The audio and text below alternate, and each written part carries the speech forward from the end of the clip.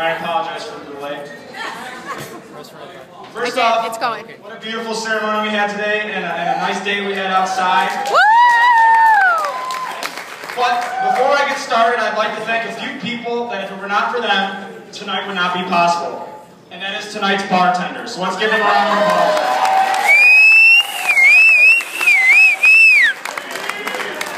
For those of you who I have never met or who do not know me, I am actually not Jim, but his twin brother Josh, and I'm honored to be standing up here today as his best man.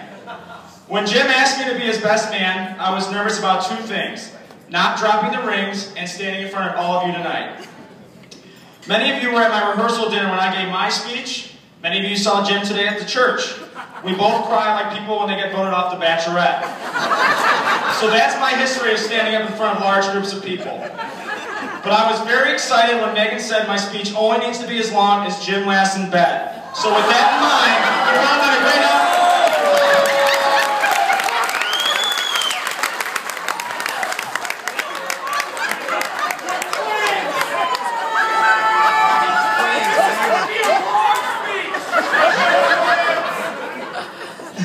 But I would first like to apologize to all of you people out there who have carried extensive conversations with me, only to find out 2 days later it was not actually Jim that you were talking to.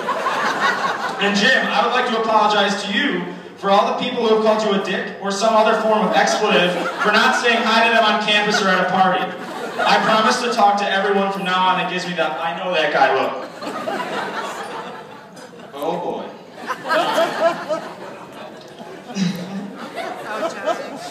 I lost my spot. Get it together. But in all seriousness, there are a few very special people that I would like to thank tonight. Peg, thank you for sharing your daughter with us and blessing her with the patience to handle Jim on an everyday basis. I shared 18 years with him every day of my life, and I know that's not easy. Mom and Dad, or Rainey and Jim, as most of you know them as, thank you for blessing us with Jim and sharing with him with everyone in the room. I'd also like to thank all of you for coming today from all over the states. You guys are a testament to the many lives that these two have touched. And how about these bridesmaids? Thank you for being a part of today's festivities. And to the groomsmen, thanks for showing up. I have known Jim for almost 28 years, and I've cherished every one of those days. Although he's only 10 minutes older than me, Jim has always been the true definition of a big brother. Always giving me my way and taking the blame for things I did wrong. He is always there for me, and I'm always there for him. I'd love to stand up here and bash Jim for all the crazy, dumb things he has done or share some embarrassing stories. The only problem is, I have been there side by side with him, most of them, and my wife and dear mother are in the audience.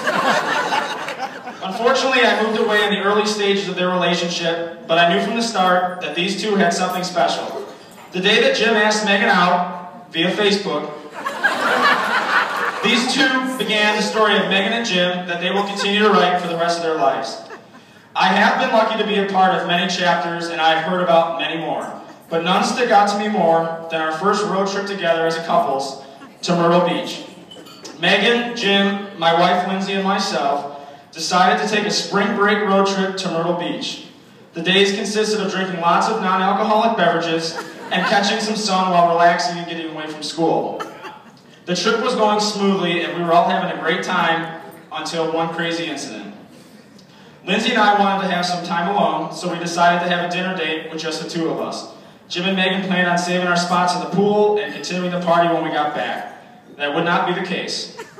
About 30 minutes into our dinner, Lindsay receives a call from Megan, and she's crying hysterically. Jim and her got into a fight, and he has locked her on the balcony and is refusing to let her in. In reality, he was not refusing anything. He was passed out on the bed and couldn't hear the loud banging.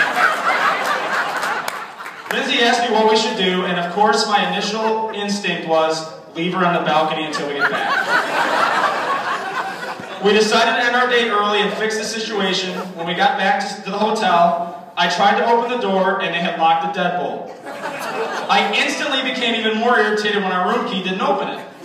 So I could open the door just enough to see Jim's upper body and arms raised above his head and his legs just off the floor. I screamed his name several times, nothing.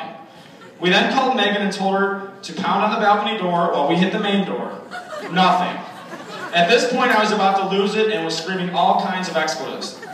Until out of nowhere, the deadbolt was undone, and we were able to get in. Jim was somehow able to get up, open the door, and those 15 seconds went back to his bed and passed out in the exact same position. But once inside, we were able to rescue Megan from the balcony. But the story doesn't quite end there on either side. It turns out, Megan went out to the balcony to call her mother, and shut the door so hard that the latch came down and locked her out. Knowing that Jim was passed out, she put her acting talents to work and made up the whole story, and that's when I knew that Megan had what it took to be a Coleman. Jim